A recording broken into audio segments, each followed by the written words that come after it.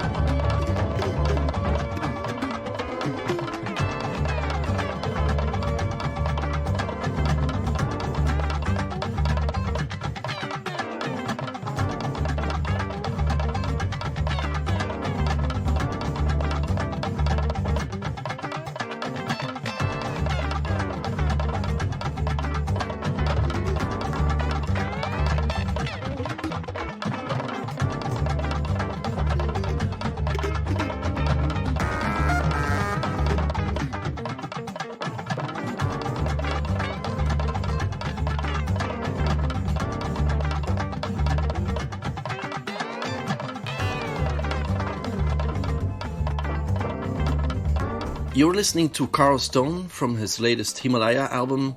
You heard the track called Kikambu. And next up is also a new track that just came out. It's by Andrew Peckler. It's called Taprobana, and it appears on his latest album called Sounds from Phantom Islands.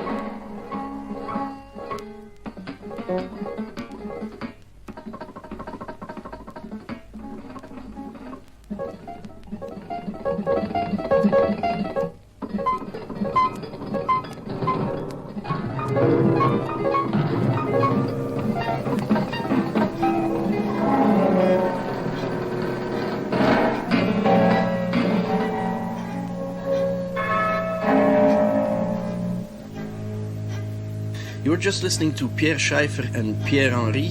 The track is called Bidule en Ut.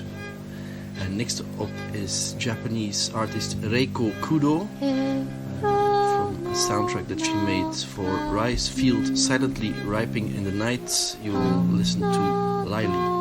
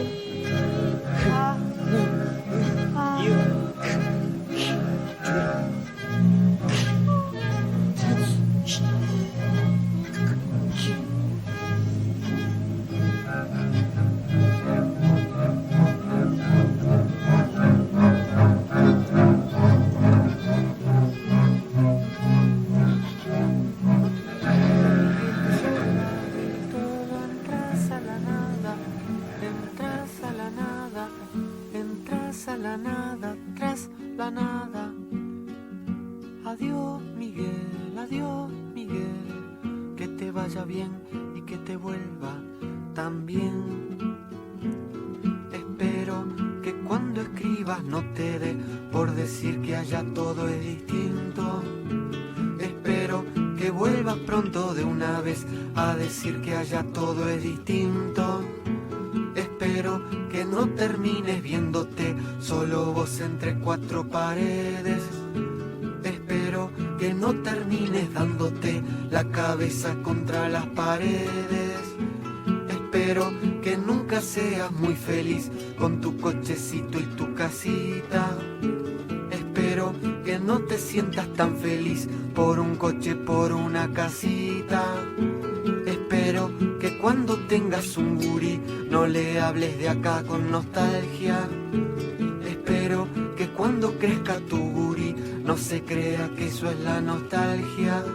Adiós Miguel, no me mandes una foto desde el frente de tu casa. Adiós Miguel, nunca vengas a pasar tus vacaciones. Adiós Miguel, no queremos ni postales ni tarjetas de fin de año. Adiós Miguel, no llores arrepentido en las noches de mamúa. Adiós Miguel, vos vas a tener una copa de buen vino, pero Miguel, la mesa queda acá. Vos vas a salir a pasear todos los días, pero los días, Miguel, corren acá. Vos vas a empezar a hacer una nueva vida, pero Miguel, la otra queda acá. Vos vas a poder hacer cosas que acá nunca, pero Miguel, él nunca queda acá. Vos vas a tener muchos chiches, pero Miguel, vení a jugar acá. Adiós Miguel, puede ser que te extrañemos, pero no estés tan seguro. Adiós Miguel,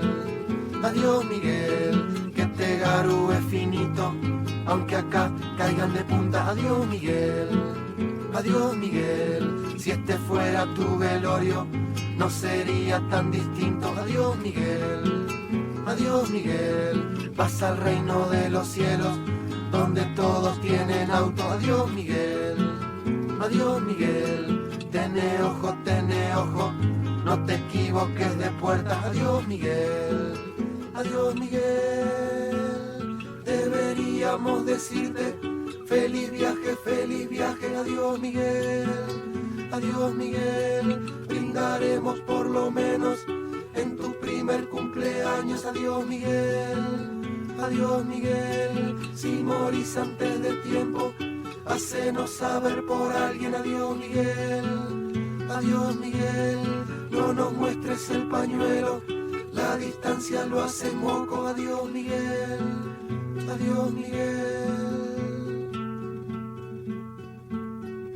You're listening to Leo Maslia with a track called Adiós Miguel, and next up is Luis de Pablo from El Espíritu de la Colmena. We'll just hear a snippet from it, and afterwards we'll listen to Lole y Manuel, music from Sevilla, from Andalusia. We're going to listen to Tu Mira from their album Pasaje del Agua.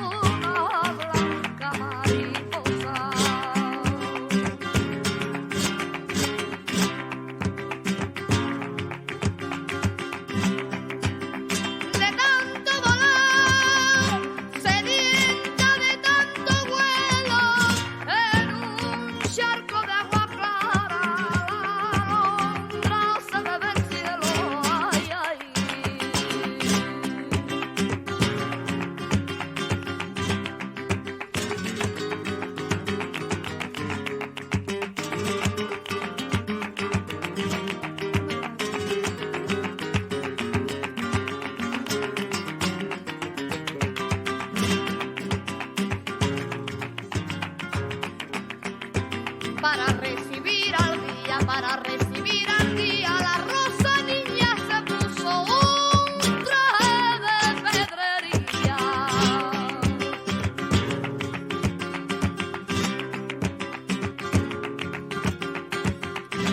Lo vi desde mi barquilla, lo vi desde mi barquilla.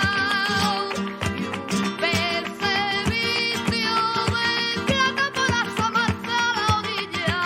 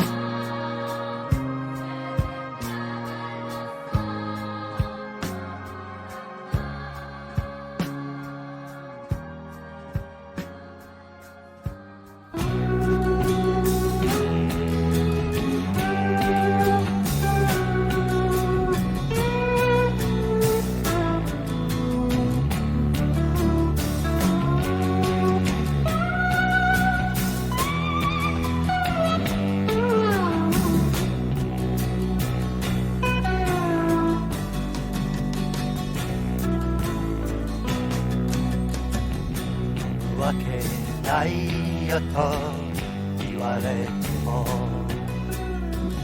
なんとか羽ばたき空を行き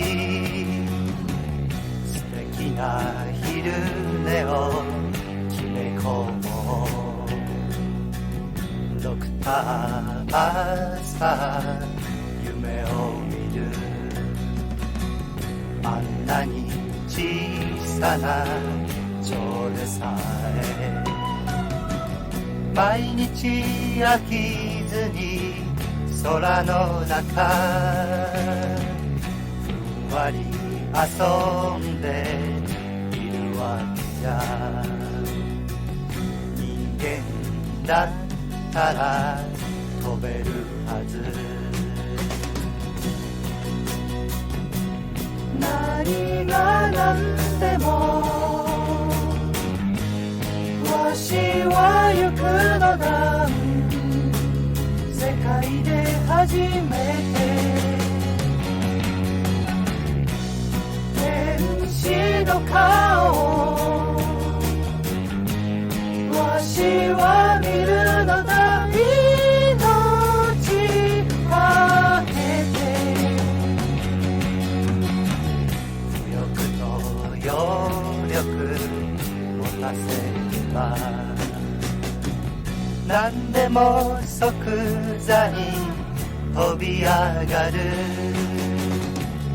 ギリシャ時代の実験でイカルス飛んだじゃありゃせんか翼はあくまで柔らかく白鳥なんかの真似にせよオリラインは悪意の透明なんかがいいだろう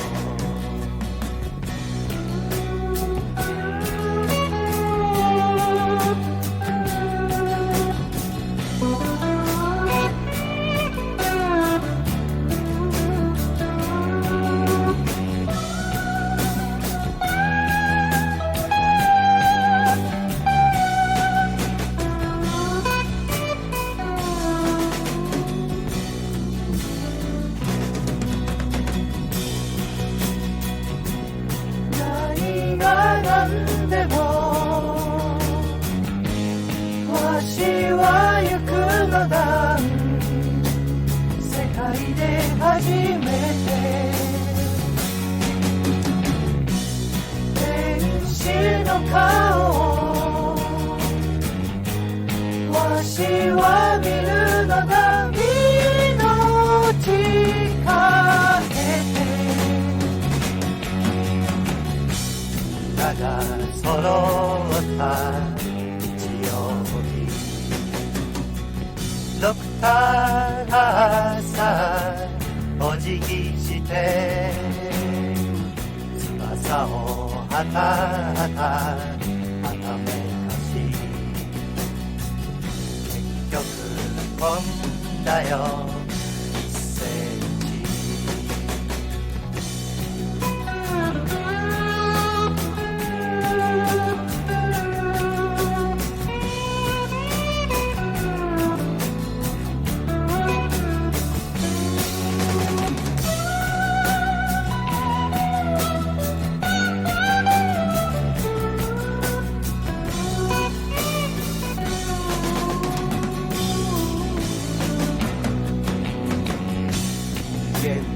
なんかはバカなもの無理して威張って生きているそんなのやめなよ今日からは気楽に暮らせばいいんだよ You're listening to Kazuhiko Kato. It was a compilation that came out last year on Light in the Attic called Even the Tree Can Shed Tears, Japanese folk and rock between 69 and 73. So you hear Kazuhiko with a track called Arthur Hakase no Yinriki Hikuki. And next up is the German outfit Neu. From their second album, we're gonna listen to Für immer.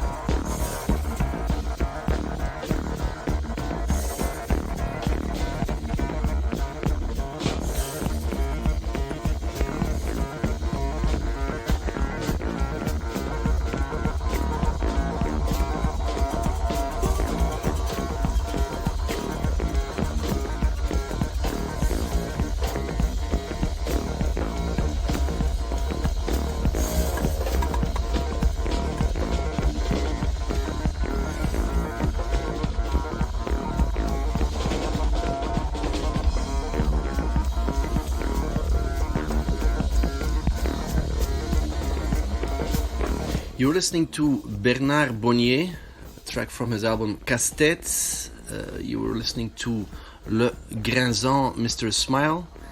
And next up is the last track for today. It's Arthur Russell from a new album that just came out this week. We're gonna listen to Iowa Dream. Hope you enjoyed it. Bye-bye.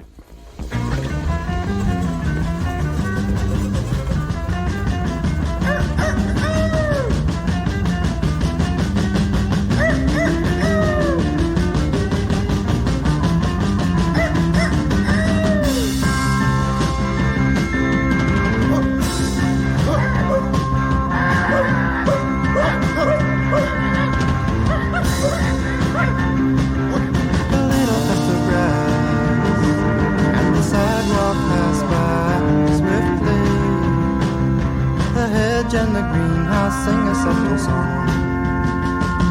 Riding my bike, I'm doing what I like. From mayor's home and city hall to big red house, I see it all.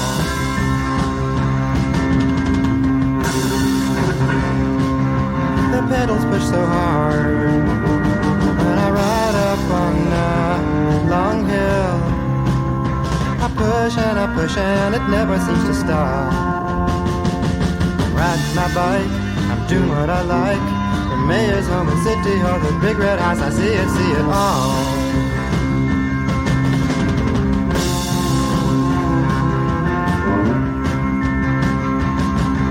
The mayor gives his hand in a friendly handshake greeting. The middle of the driveway, the gravel of the road. I'm riding my bike, I'm doing what I like. From mayor's home and city hall, the big red house, I see it all.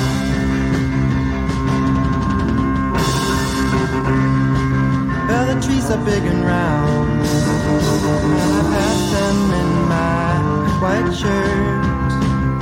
The warmth of the day leaves shadows on the ground. I'm riding my bike, I'm doing what I like. The mayor's home and city hall, the big red house, I see it all.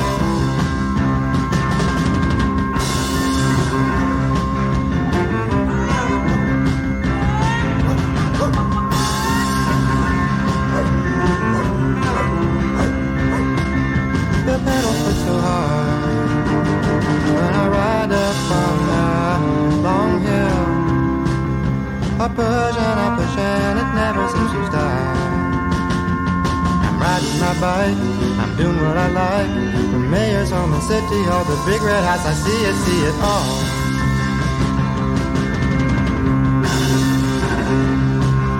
The trees are big and round, and I pass them in my white shirt. The warmth of the day leaves shadows on the ground. I'm riding my bike, doing what I like.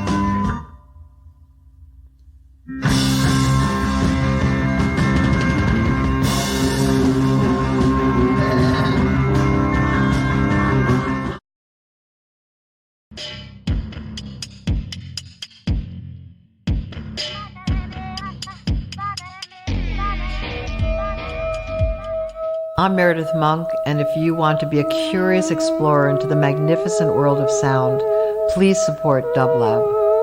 Stay tuned.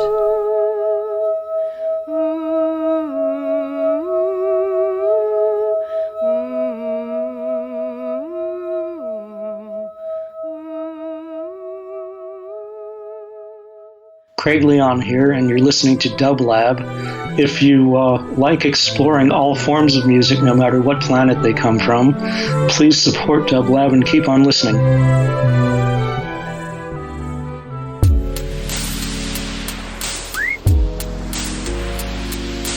Dublab Radio presents In Conversation, a weekly podcast featuring interviews from its nearly 20 years of broadcasting.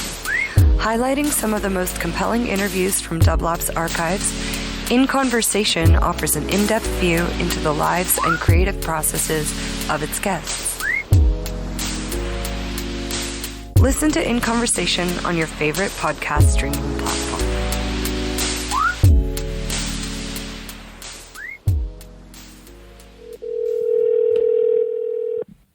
Hello. Hello. You know, one of the problems that we're having now is you just can't go downtown. You can't go anyplace and feel safe. You know.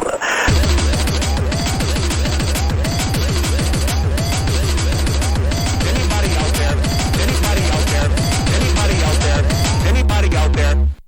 Hi, Marcy. Hi, Aaron. How are you? I'm pretty good. Sorry. How are you today? I'm good. I slept like 12 hours last night, which is crazy. What? Yeah. That's like two nights of sleep at once. Yeah, exactly. Because I honestly normally sleep 6, but I did hot yoga yesterday, and then I just went to sleep and slept until today. It was so weird. Maybe there was a Black Friday sale on sleeping where you got a 2-for-1 deal. Fuck yeah. That's the best Black Friday sale ever. I order my sleep from Amazon.com. I feel like this interview is going to be really difficult for us. This is a good interview. This is going to be a really good interview.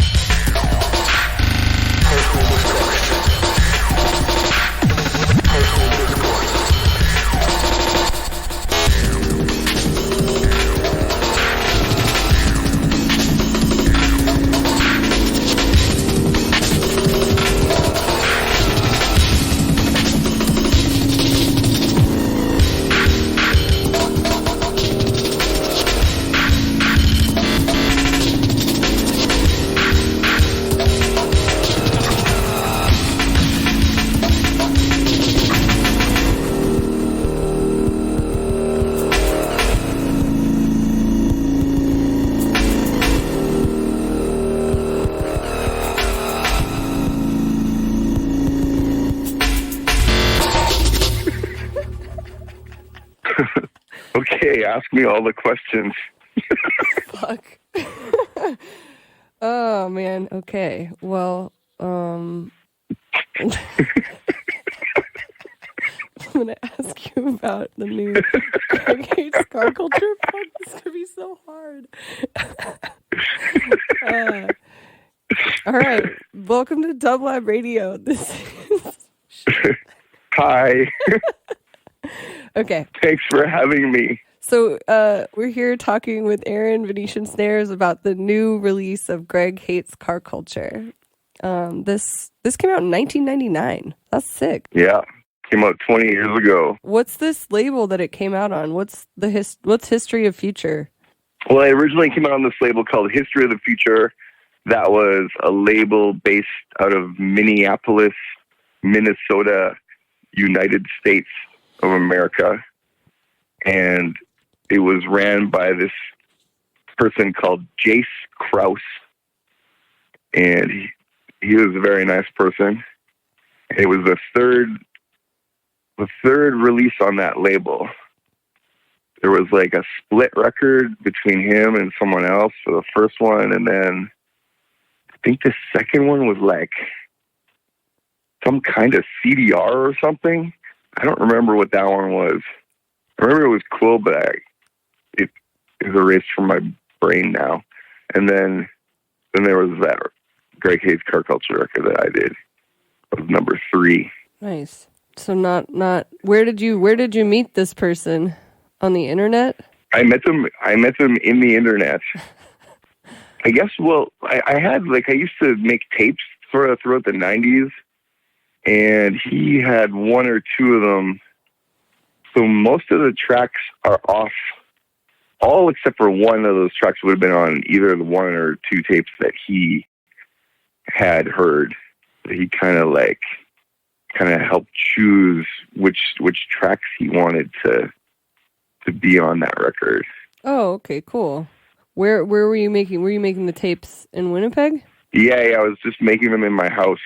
So like I would make a tape worth of music, and then make like 8 copies of it or 10 copies or something, and then sometimes I would sell them in this weird rave clothes store in the mall, and people would sometimes buy them there.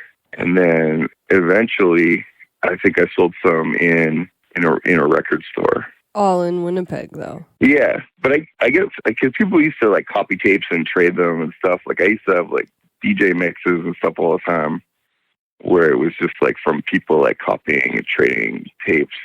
Those kind of things would like make it, around the world, I guess. That's cool. Somehow made it to him. I'm not sure how. But yeah, he was a very nice fellow, and I was really happy that he wanted to put some of my tracks on vinyl. That was really exciting for me, because I'd never really thought about that before. Right. Do you know how long that label? What other kinds of stuff was on that label? Was it mostly breakcore? Or was it Tell everyone now.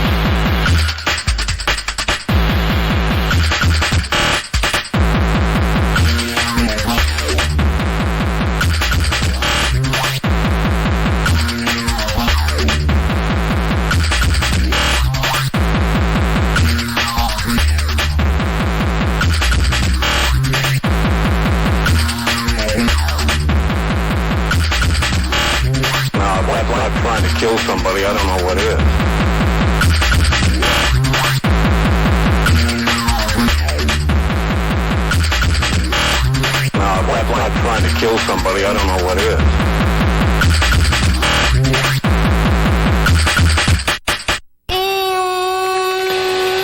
Sort of, but I mean that wasn't necessarily like such a common term then. It was more like noisy, aggressive music label, I guess. Experimental. Right. I did another record on that label called Clearance Bin, and that was like a 7-inch record. So that came a few releases later. What's Wisconsin? Is that where Milwaukee is? Yeah, that's where Milwaukee exists in Wisconsin, and also Madison exists in within the realm of Wisconsin. But we used to play these parties, like this guy Dormos and his friends would put on these parties in East Troy, Wisconsin, at this like old barn that was falling down. So I used to go play at those all the time. Was that in 1999? Yeah, and before that. Wow. I think the first one was in like 1998, maybe 97. I can't remember, but I know I was playing at those well before that had come out. This was made on an Amiga.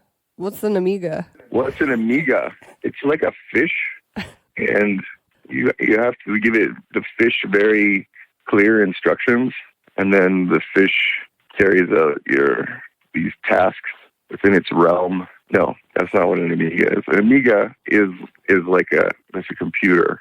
It's a computer from the 80s. So it's a whole computer. So it's not it's just like a computer sort of like program. it's not like what we know as a computer. Like I think like they only had like 512 kilobytes of RAM, which that's like half a megabyte. Yeah. So, but you could upgrade your Amiga 500 to a full megabyte, and I had that, and that was super sick. So basically, you just use it as like you could sample a megabyte worth of 8-bit or 4-bit samples, and then you had another like so you had like 4 tracks of that, and then you could MIDI sequence other things with other tracks. But if you tried putting audio on more than 4 tracks, it was a mess, and then the MIDI didn't work, so it wasn't good. So you had to be really systematic. Yeah. How'd you make it sound so good? It sounds good. I don't know. I don't know how I made it sound good. I don't know. I just used my ears and made sure it sounded good, and then just recorded it onto a tape, and then just made another track. Did you have to do anything to the is it like, did you have to do stuff to the samples before you put them in there? Yeah, that kind of helped. Like I found this guitar pedal that was like a 10-band equalizer. So I would sort of sample stuff through that, and I got used to being like, oh, okay, if I like cut here and boost here, it's gonna make this like breakbeat pop more with my crappy graphic equalizer guitar pedal. Right. But I didn't know what the heck I was doing anyway, so I was like, what's this thing? Oh, this is magic. So it kind of made things sound a lot better going into there. Did you use anything else, like any other pieces of equipment, or just I did, like guitar pedal? Well, you know what I used to do? We have these stores here called Long and McQuaid, which are like music instrument stores, kind of like Guitar Center, but crappier or something. I don't know. It's just like the Canadian version. And like I would go there and I would rent like multi-effects processors, because like you couldn't make songs in a computer. Right. Your computer was sort of just like an instrument, like not like now how like everything's inside a computer. Yeah. It was like a sampler. You could just it was like a sequencer and like a really remedial sampler. Right. But so like the program I use, Octamed, you could have like 2 left channels and 2 right channels. So I would just like take the left channel and run it into an effects processor, and then like so those 2 channels would have one kind of effects, and then the other one, the right channel, those two tracks would go into a different one. So you could find effects processors where you could have like different effects on the left and the right. Then you could You could do some really cool stuff. Right. So I used to do that, but then I would have a different effects processor every month because I would go rent it for like $20 and then like bring it back a month later and just get a different one. So I just make tracks through like different effects processors. Some of them I liked more than others. Yeah. Do you have any that you rebought later that you liked from that time period? I don't think so. No, I don't think I have any. No, they weren't very fancy ones either. The one I liked the most was this one called the Digitech Quad 4, and that one you could have 4 different effects on 4 different channels. So I could do the thing with my Amiga, and then I could also like have synths and stuff going through the other 2 channels, and that was really cool. And I think some of the stuff on Grey Cage Car Culture is definitely that effects processor. What kind of synths did you have? Did you have a lot of synths on this? Yeah. I mean, yeah, if you hear a synth sound, it's a synth. It's a synth, it's not a sample. Yeah, exactly. Oh my God. So the other day, someone was asking me about this record, and they were asking me, like, if I was using mostly soft synths. And I was like, no. Did you have Omnisphere in 1999? Yeah, right. I had the beta for Native Instruments Massive, and it was sick. It was a life changer in 1999. I don't know. No, I mean, that stuff wasn't even made in 1999. It was made like before 1999. Right. But if there was soft synths then, I have no idea what they were. And like, I got a PC computer in like 1998, and I don't think VST synths existed then either. At least I didn't have that shit. I don't know. All I knew in 1998 was KidPix. You knew what in 1998? KidPix. It was a graphics program on the original Mac. That? On the original Mac, there was a graphics program called KidPix, and you could like make basically like black and white graphic drawings and designs and stuff like that. It was super, that sounds sick. It was actually pretty great. I kind of miss it. I think you don't use it. You don't use it still. I should probably look and see if I can get a KidPix emulator. It's not on my computer now, but you probably should. You should probably look on the App Store and see if they have it still. I feel like I would have to look more deep in the internet than the App Store.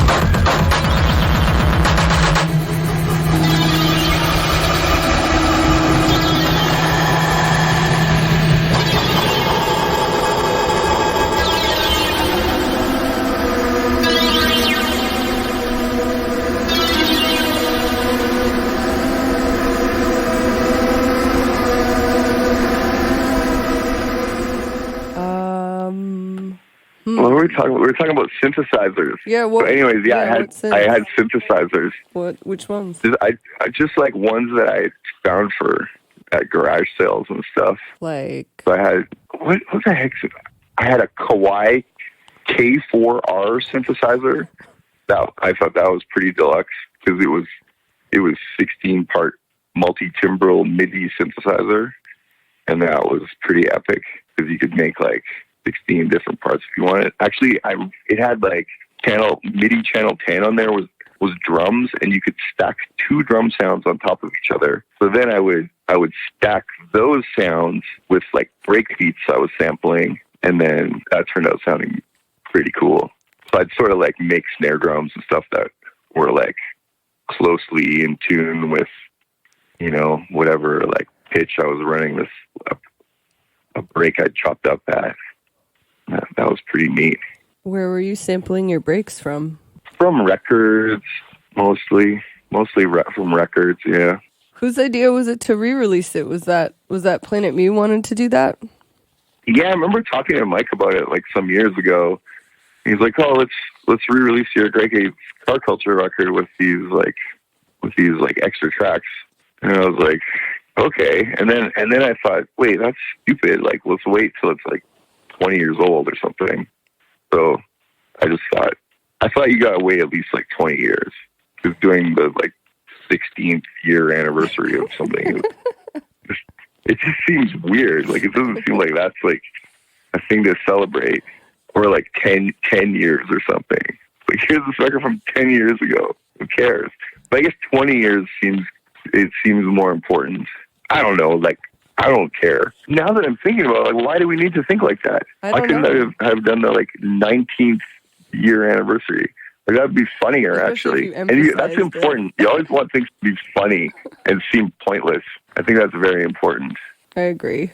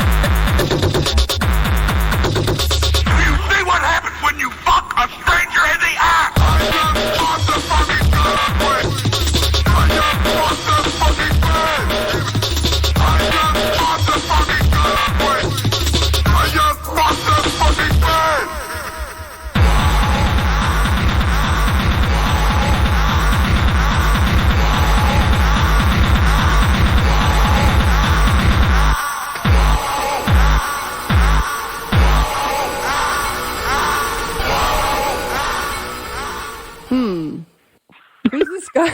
Sorry. We're doing an interview. Oh my god. Who's this guy on the front? this picture. Who's that guy? Yeah. Like out front of my house right now? I don't know. No. You know what happened earlier today? I heard this noise outside my house. Somebody just took a bicycle and like around the side of my house and just left it there. And then they left. Nice. So I don't know, like, did someone give me a bicycle? Yeah, it's a present. I don't know. And I looked a couple hours ago and it was still there. I meant, who's the guy on the cover of the record? Oh, that's Greg. That's Greg. He hates car culture. Who is Greg? He's Greg Hannock. He's a local artist. He's an improviser, so he does shows with different musicians improvising. That's kind of how I met him. I guess I met him around maybe like 1994 or so. I just walked into this. There was this bar here that is not a bar anymore, and I walked in there one day, and it was just him and a bunch of other people on stage, and there was just all these instruments laying on the stage, and everyone would walk around, like, pick up an instrument and play it for like a minute, and then like pick up a different one. And it was just this jam where everyone was picking up random things and playing them. And so I hung around like because, you know, that's a cool thing to walk in on. So I hung around and listened to that. And then I talked to them after, and they said, like, yeah, you know, we do this every Tuesday. You should come and just bring an instrument and join in. So I did that a few times. And then, I don't know, I ended up hanging around with that guy and just sometimes jamming with him. Like, I would, like, play my Amiga at, like, super wrong speeds, and he'd just, like, play trumpet over it and say weird stuff. And that was pretty fun. But he was always ranting about stuff, so that's kind of where Greg Hates car culture came from, because he was always ranting about how he hated this car culture we lived in. Yeah, what does he mean? What does he mean by that? Does he mean like lowrider? He would mostly just get mad at traffic, but usually, okay, the funny thing about it was usually because he'd call me up and be like, hey man, can you like give me a ride across town to this shit? And I'd be like, yeah, sure. So I'd go pick him up, and then we'd be in my car, and he'd be like super mad about car culture while I was giving him a ride in my car. So that was fun. So that's why I called the record that. But it was cool to like go take his portrait, because he hates so many other things now. Like, he hates cell phones. He hates the internet. It's pretty awesome. Did you take his picture with a cell phone? I took his picture with my cell phone. And that's the album cover. Does he still do improv stuff? He does, yeah. He still cool. does. And he's a painter. He does cool paintings. He looks like my uncle. And he looks like your uncle. Yeah. Someone asked me if that was my dad. I was like, yeah, that's my dad. Because, I mean, why correct them? Yeah. Yeah, I just put a picture of my dad there for no reason at all. I thought for a second maybe it was, you know, that app that they have that's like ages you forward or something? No, I don't know that. Oh, there's this like app, some Russian app that makes you look like what you're going to look like when you're like 70 or something. And mine, when I took mine, I just looked like my mom. Whoa. Yeah, it's pretty funny. I don't trust that shit. Yeah, I think... That's just mapping all your facial features. I don't trust app culture. You hate face app culture. I do. I do too. The original cover was not a picture of Greg though, right? No, because History of the Future didn't have enough money to like make a record sleeve. So it was just a black sleeve. But there's these guys on the label that look cool. Yeah, that was a picture of the Beach Boys with their eyes censored out for some reason. Did you design it? I didn't really... No, I didn't. Some other guy did. I didn't really feel either way about it. I was like, okay. They showed me that, and I was like, all right. I don't know what this has to do with this, but cool. I don't care. Maybe it's because the Beach Boys sing about, like, you know, they have some songs about cars. They have some songs about cars? Yeah. I can't. What's the best Beach Boys song about cars? Oh, man. Gosh, I don't remember the name of the car, but it's like the name of like a 405, a 409, giddy up 409, something like that. That sounds like it's about a horse. Like a racehorse or something. Like giddy up 409. Come on. I put all my cash on this 409 horse. I can't go home empty-handed. It's one of those like racetrack gambling desperation songs by the Beach Boys, because that was their lifestyle. They had a song about like a lady in Pasadena who drives around in a car all crazy. Really? Yeah. The Dead Kennedys had a song about that too. It's called Buzz Bomb from Pasadena. What is the deal? That's where I'm from, is Pasadena. Do you drive crazy in Pasadena? I used to. When I was like 18, I drove crazy everywhere that I drove. So when I drove in Pasadena, I drove crazy. There's a freeway here that the 110, and it used to be made out of wood. Like they built it in the 20s, and it was made out of wood, and they made it purposefully all curvy to be fun for people to drive. Maybe it was actually in the 30s that that they built it. But anytime, sometime in the 20s or the 30s, and they built this thing, and it's all like extra curvy so that people would have fun driving their cars that only went like 40 miles an hour on it. But now it's very scary because people drive like really fast on it. So I used to drive really fast. I'm picturing like a skateboard kind of bowl for cars. Is it like that? Well, it's flat, but it's curvy. Like it goes like windy, I guess. Oh, windy. Yeah, okay. windy. Okay. Yeah. I was thinking like you drive up the side of walls and stuff. That'd be extra cool. That'd be wild. I bet Brian Wilson would like to do that. I think so. I need to talk to that guy. I feel like definitely when I released that record and now I feel way more like Brian Wilson now. Like I feel more like a guy who's like sort of like laying in bed losing his mind than I did when I made that record. I need to ask him some advice, I think, how to deal with that. How to lose your mind with grace. Yeah. How to lose your mind with grace. How to find the other side of that. Yes. Okay, so the internet says that there are 8 Beach Boys songs that mention specific cars. So that's probably why they put it on there. Probably. Little it Deuce was probably Coupe. lost on me. Yeah. Little Blue Poop? Little Deuce Coupe. It's almost the same. I don't know that song. Just like I can just picture like 5 guys harmonizing on that. My Little Deuce. So what else was happening? Let's talk more about 1999 and 97 and 98. What else was happening? Okay. What about raves? I know we talked Raves. about barn parties, but like what other thing? Those barn raves were fun. Those were crazy. There was parties here. I wasn't allowed to by like 1997 or so. I was no longer allowed, I think, to play at things in Winnipeg. Why? Well, because I think earlier in the 90s, they were like, oh, there's this guy here that makes electronic music. Like, let's get him to play at the rave. And then it would just scare the shit out of people. I don't know. Like, did you play like live I just thought at that time? Yeah. I would bring my Amiga and like a bunch of synths hooked up to it and stuff. It would be like a carload of crap just to like play a show. And so I would just play off that. But I don't know, like I thought I was making like just like extra cool jungle tracks, but I don't think people heard it like that. They just thought it sounded like they were being terrorized. I don't know. That's what I think it sounds like. It's just like extra cool jungle.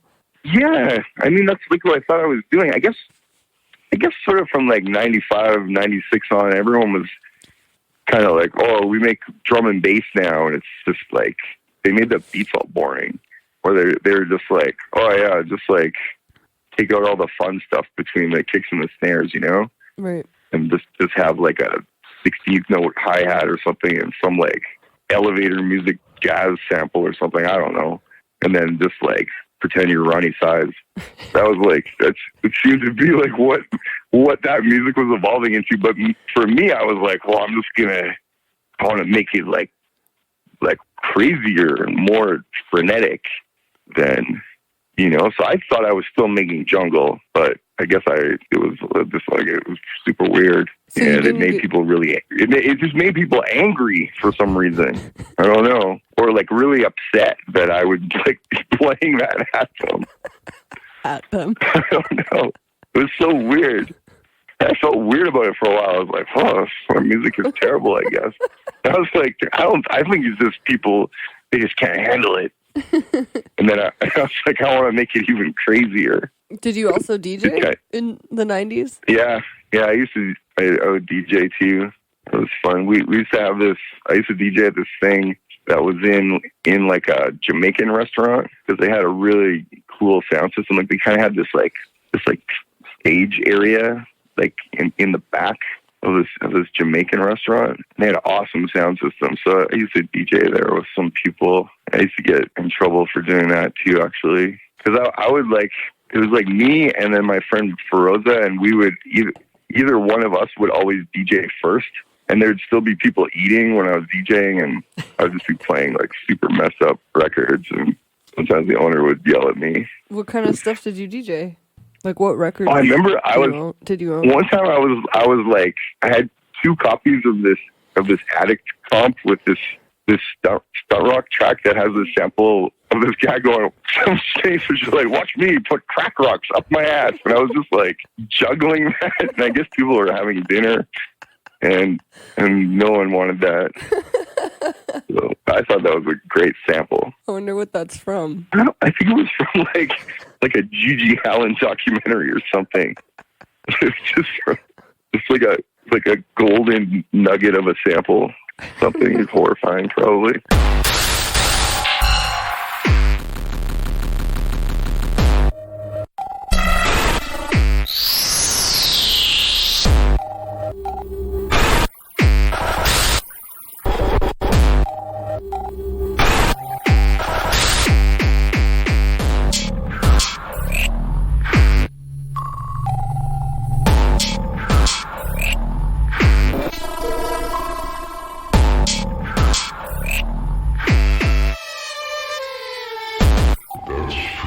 Most people want to do that as quick as possible.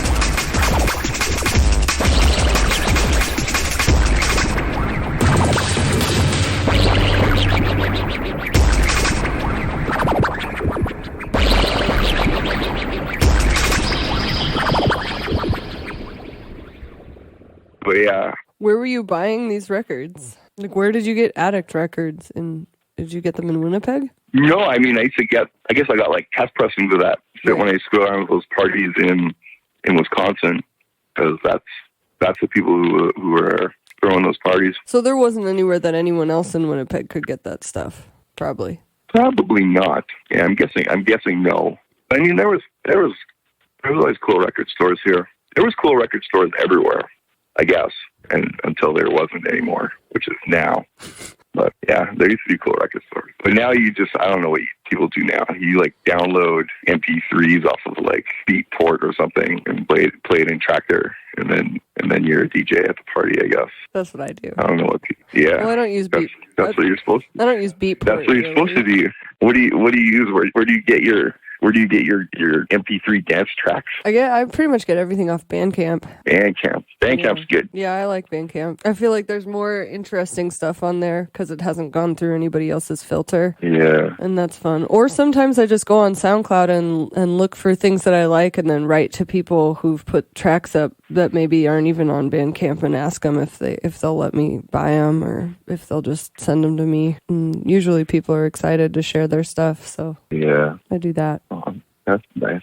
It's nice too because then you get to like say, "Hey, I like these songs." That's fun. I remember, I guess like it wasn't in the '90s, but I guess in the early 2000s, I got really excited about CD decks existing. So you could just burn whatever tracks you wanted onto CDRs and then DJ that. So at that point, I stopped playing vinyl. Yeah. Was it Pioneers or was it was it Denons? Yeah, I used to use Denon ones. Yeah. Yeah. They got way better as the years went on. Back then, they were pretty funny. They had these, like, it was just like a long thing with like a couple of jog wheels. You couldn't like scratch on them or anything, but you could like sort of find your place.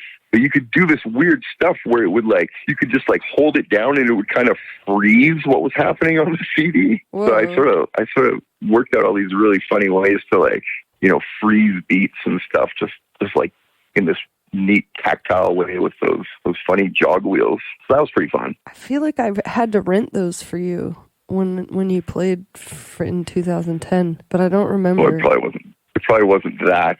No, because around that time, yeah, around that time they were making these great like 10-inch vinyl platter decks, and those are so nice to play on because they really felt like turntables. So I was using those kind of decks from them forever to DJ. Right. But yeah, I'm talking about like the original ones from like, the year 2000 or something. Right. They're super weird, like wedding DJ vibes. And the pitch on them, I think, was something stupid. Like I don't even think it went like plus minus 10. I think it was like nerfed to like plus minus 4 or something terrible. You're like less than a turntable. Yeah, it was weird. It was cool though. Like that was, I mean, it sounds so stupid right now, but that was groundbreaking. That you could just burn anything. You could just like record someone talking shit on TV and like burn that on a CD and DJ that.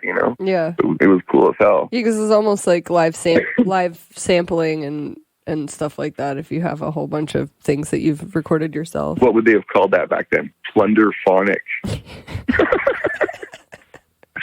The early days of mashup plunderphonics. Where else were you playing at that time? Was there stuff going on? When did you go to Europe to play for the first time? First time I played in Europe, I think was like maybe 2001. I think it was 2001. Right. Yeah. In England? I think so. Or in... Yeah, I played in England and I played in Berlin. I played at this thing called Fuck Parade, which was like the like anti-love parade thing in Berlin. That was fun. And where else did I play? I played in Hamburg and Dresden.